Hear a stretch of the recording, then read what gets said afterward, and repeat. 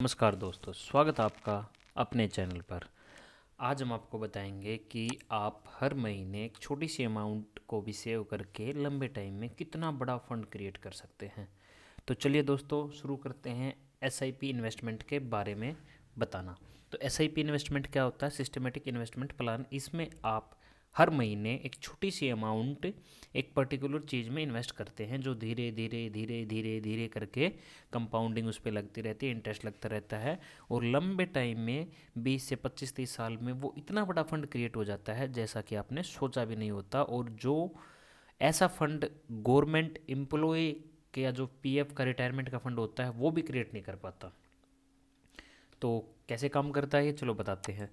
तो for example हम लेते हैं 500 रुपये। 500 रुपये कोई बड़ी अमाउंट नहीं है, अगर कोई चाहे तो आराम से इन्वेस्ट कर सकता है। और एक्सपेक्टेड रिटर्न हम लेते हैं 15%, क्योंकि शेयर मार्केट ने कम से कम इतना रिटर्न तो पिछले 20-30 साल में दिया ही है। तो साल लेते हैं हम 25 साल, इसको करते हैं कैलकुलेट।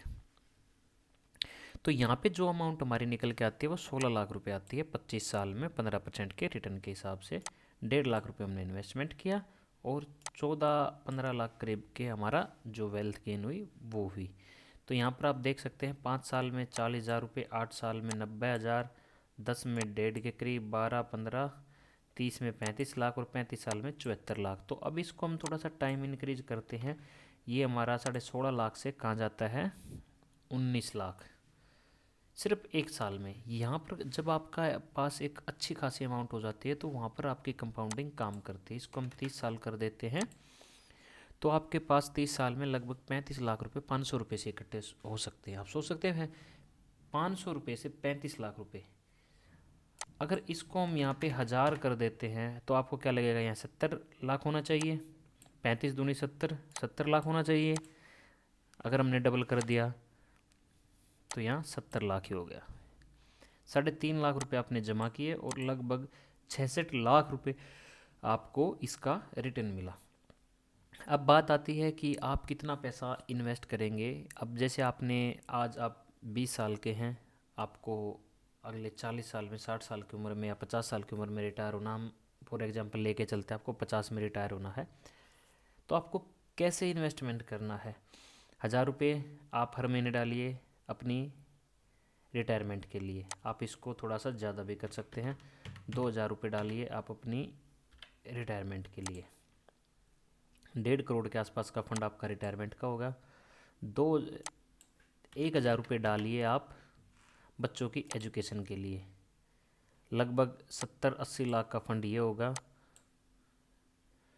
अगर आपको शॉर्ट टर्म में जैसे घर बाय करना है सिटी में या कहीं कुछ करना, तो जैसे 25 साल में 10,000 रुपये महीना डालिए यहाँ पर।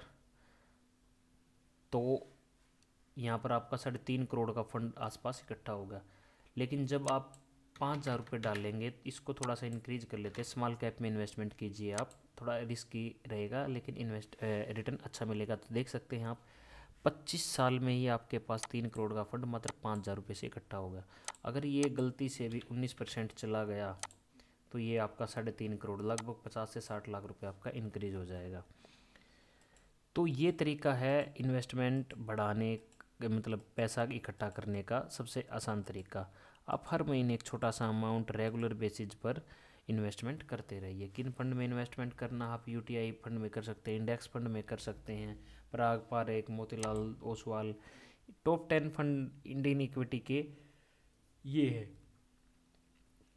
एक्सपेक्टेड रिटर्न 10% लिखा हुआ है, लेकिन एक्चुअल रिटर्न जो होता है वो बहुत ही अलग होता है इससे और बहुत ही ज़्यादा होता है। तो इस तरीके से आप घर बैठे, मतलब छोटी सी अमाउंट से बहुत सारा फंड इकट्ठा कर सकते हैं। अब दूसरी चीज़ आती है